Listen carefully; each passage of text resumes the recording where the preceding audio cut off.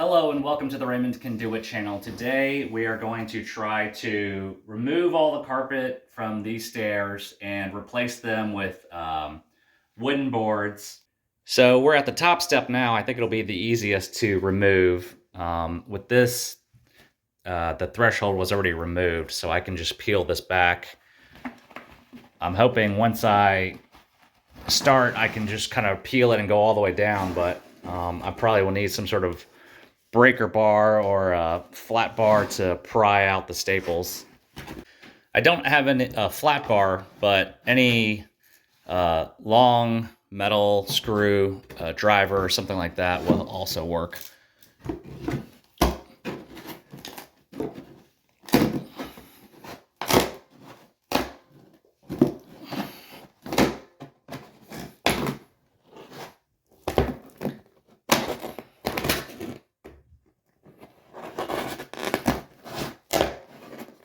It looks like the carpet is piece by piece on each step. So to remove the next step, I'll use this screwdriver and kind of slide it out, and then that'll allow me to push it off the tacks. So carpets are held by a strip of tacks, so be careful and make sure to use gloves. And if your carpet is really dirty, make sure to wear eyeglasses and a mask. So once I slide it out, remove the tacks, or the carpet from the tack, then I can rip this carpet out. So the other parts of the stairs were one single piece. I was able to kind of start pulling. I usually pull from one side and then work my way to the other side. I roll the carpet where the nice side is facing out, because if you do it the other way, there are a lot of little staples and your fingers can get cut. When the carpet gets too long, I'll use this box cutter and just kind of slice it up to make it more manageable. And then the last thing is, when you pull, you have to make sure not to pull too hard or you'll fall down the stairs.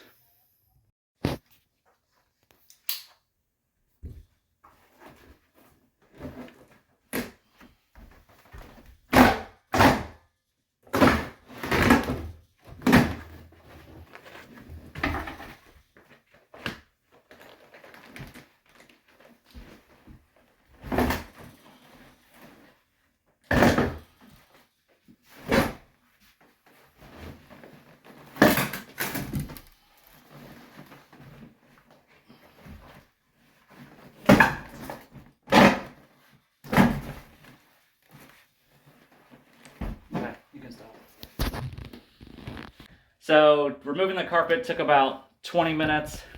There's about 15 stairs here. I'm not the strongest guy in the world, but it wasn't that difficult. Now I'm trying to remove all the carpet tacks. Make sure to wear gloves because there are basically nails sticking out of them.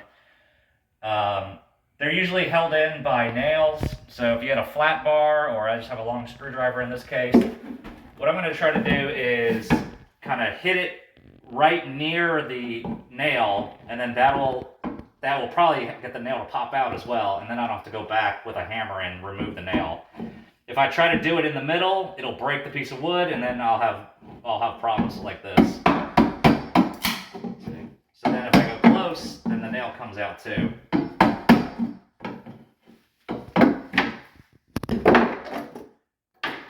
And then same for the bottom. So if I hit it near the nail, then the nail will also come out.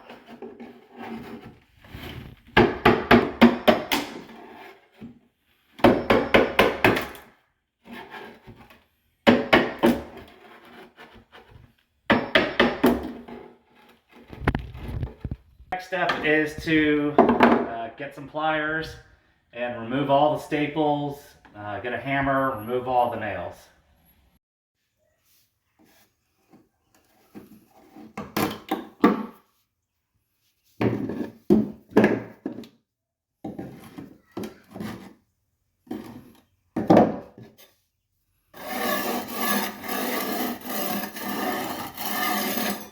next, what we're going to do is I'm going to remove a lip of this, so it's about 3/4 of an inch.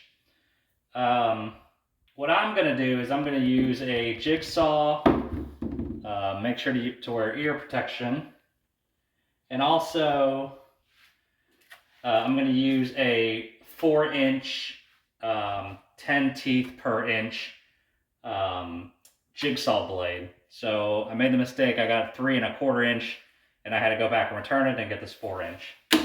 So once I'm done with that, I'm going to use a vibrating saw to cut the ends because the jigsaw won't reach.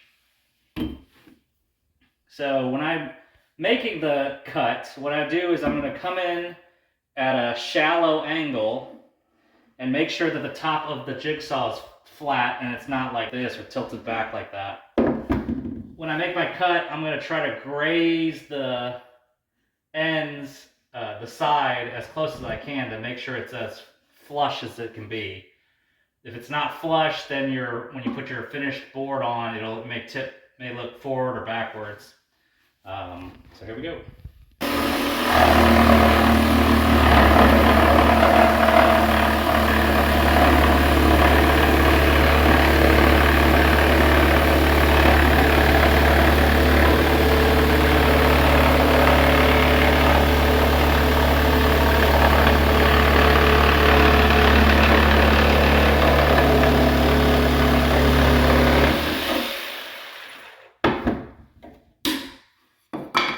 So it generally takes about 5 minutes per step. If you feel like you're veering away from the side, then what I would do is I would just go all the way out, go out and then take the piece out and then come back and do a second pass and come in a little closer. When you do the second pass, I kind of angle the jigsaw just a little bit towards the step. If not, it's going to kick me back out. The last tip was, if you feel like you're digging into the sideboard, you'll kind of hear it or it'll start working harder. So I would just bring it back out and then kind of go back in again.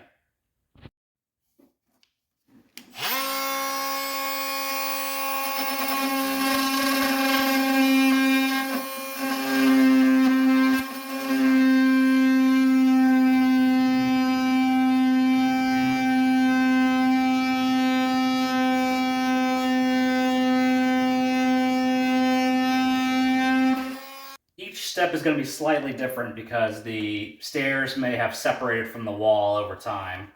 So it's best to measure every step. For the top, what we're going to do is measure the width. So for example, I'm going to use something that I already know. This one is level, that's 24 inches. So I'll put it on one end and then I'll use my tape measure and I can get a better reading. So this one is 13 3/4, and then I add 24 inches. So the step is 13 plus 24, which is 37, 37 3/4.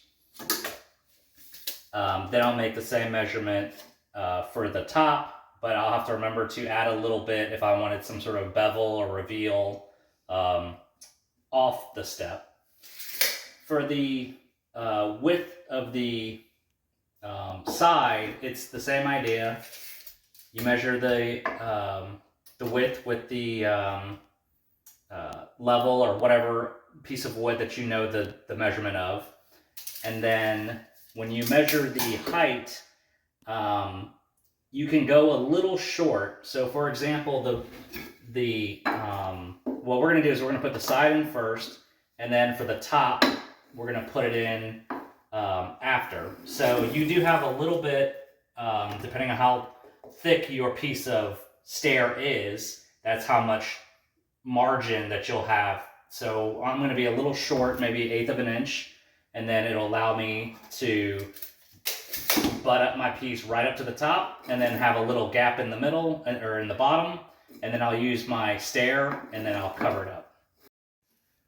So we got a piece of 4x8 plywood. It's about 1/4 of an inch thick. So I measured every step. the side piece, and we will paint it white, kind of like trim white, and then we're going to tack it on to the side. Some things to note is it's better to measure every step.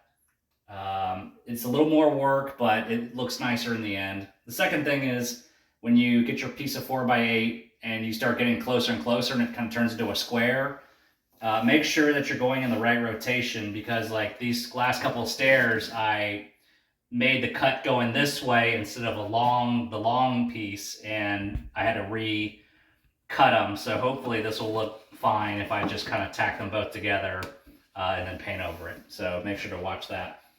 We're also going to take the time to paint the trim next to the stairs, so when we bring our top piece in, we don't have to worry about covering the top stair and then painting the side. Now that we've painted our sideboards and also the baseboards, we're going to liquid nail. So when we liquid nail, we kind of, I would recommend getting a nose, I think it's a no spill caulk gun or something like that. Feel free to click the link below. My channel gets a couple of pennies, and it's no additional cost to you.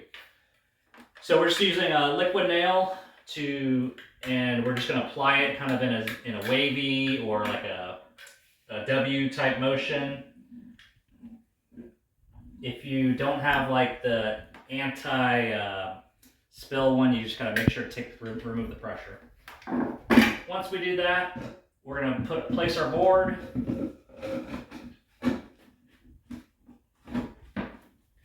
And what we're gonna use is 16 gauge 2-inch nails. So sometimes you'll see it like on this with a battery. Sometimes you'll see it with an air compressor. The idea works the same. What we're going to do is line up the top. So I press it against, and the nails, they just kind of help hold it in until the liquid nail adheres to the board. So I'm going to line it up with the top, and then I'm just going to shoot one in. So I'm going to try to shoot it as close to the bottom as possible.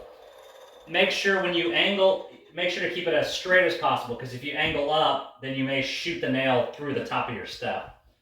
So once I get the first one in, I'm going to use the screwdriver or a putty knife or anything and kind of lift this one up until it's flush with the top. So once it's flush with the top, then I'll go down the...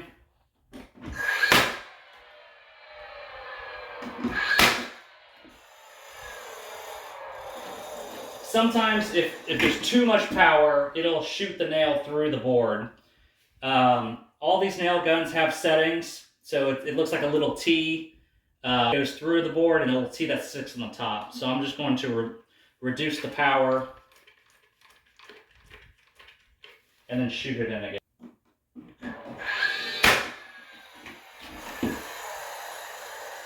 If there's not enough power, then the nail will stick out of the board, and then you got to get a center punch or a screwdriver and hit it with a hammer.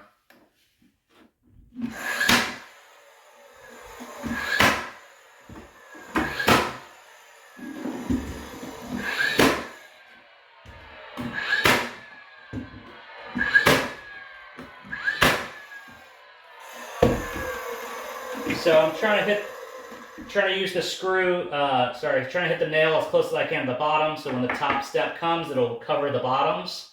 And then we'll get some like wood filler and kind of repaint the screws on the top, or the nails on the top.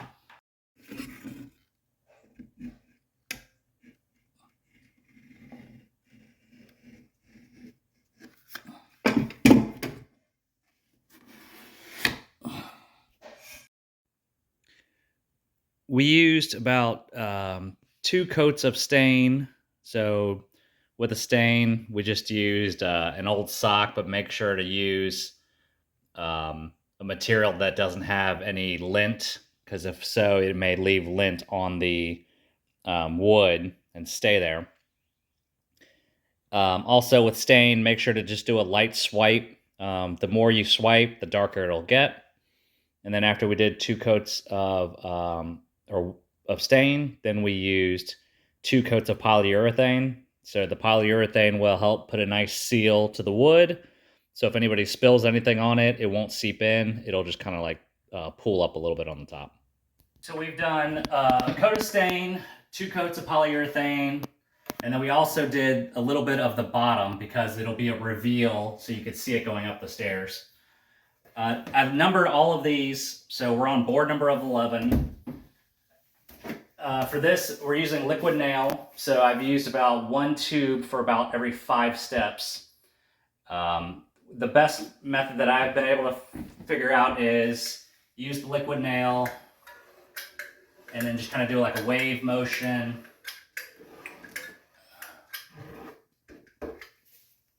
And then go grab your step from the garage so you don't have to set it down when it comes in. And then once it's in place, just slide it around your trim or your rail. And then kind of smush it down a little bit. So the liquid nail is what's going to hold the step in place. But again, we're going to use our 16 gauge 2-inch. We're going to put 3 on each side and then 2 in the middle. We'll use the wood fill and restain that wood fill later.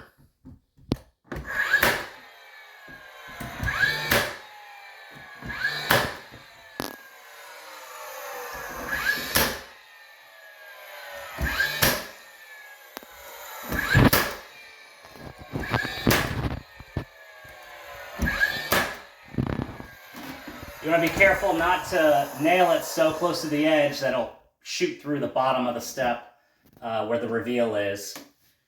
So after we do that, we're going to wood fill. We're going to stain the wood fill.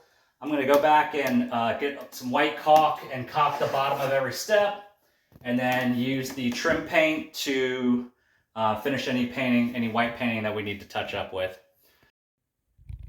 So we filled in the 16 gauge nails with wood filler, and then we restained it. So a tip here is like I have a latex glove underneath the sock. You can use an old sock or anything that doesn't give off any lint. But I just dipped a little bit of the stain, and then I swiped it, and then I used a piece of paper or an envelope to go against the any parts that are white to prevent it from getting stain on the wall. Another quick tip would be make sure if you want to keep your hardwoods consistent, the hardwoods are oak, but we used pine because it was a little cheaper. So it doesn't matter, it still looks great. So if you're thinking about that. Also, if you're thinking about what color to stain it, I would prefer to stain based on whatever the first floor is, because when you walk in the front door, you see the wood on the first floor and you see the wood in the stairs. So to try to keep that consistent, if that's your preference. But the stairs still look great. So the project took about 6 days. The boards are about $30 a piece, so about $450 to $500. We did a high gloss trim paint, so that was about $50. And then we used a little pint of stain, so that was about another $10 to $15. So the project altogether was about $600. Took about 6 days to do, 1 full weekend and about 4 or 5 nights. As far as difficulty goes, the project was not that difficult. About 1 or 2 people could do this. The only difficult part is using a table saw, making your measurements, and then using a nail gun if you're not comfortable using a nail gun. But other than that, that's about it for me. If you thought this video was helpful, please click the like button. I'd like to thank my dad Jimmy for helping with the video and the project. And please subscribe to my channel for any DIYs, how-tos, product reviews. My name is Raymond. If I can do it, you can too.